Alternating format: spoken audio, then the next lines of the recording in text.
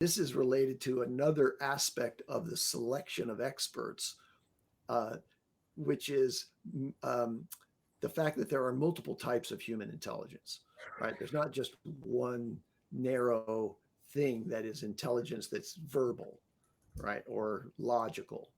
And there's a guy named Gardner, I think, who has worked on this as a thesis for his entire life. And it's this theory of multiple intelligences, and there are 9 of them.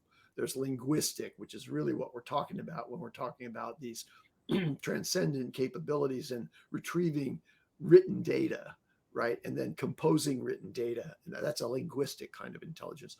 But the reasoning aspect is a second type of intelligence, which is logical mathematical intelligence. And I'll just rattle off the other ones. One is spatial, and this will be important. Spatial intelligence is a key element of human intelligence because we live in a 3-dimensional world and we have to navigate it without bonking our heads constantly. And this that's going to be much more important as we get to embodied AI and robotics, right? When we put intelligence in them that's about spatial understanding.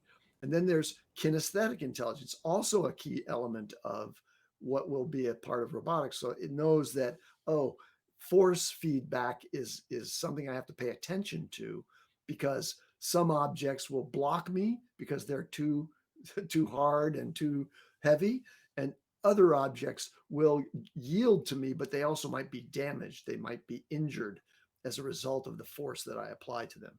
So there's this bodily sense, kinesthetic awareness of what you're touching and what your stance is in that space. Musical intelligence, interpersonal intelligence, really key to assistance, right? And then intrapersonal, that's do I have a real knowledge of myself? And that starts to touch on this whole range of ideas about consciousness. And then naturalistic intelligence. What about the real world and the nature that I'm environmentally encompassed by? And existential intelligence, which is okay. What's the meaning of existence?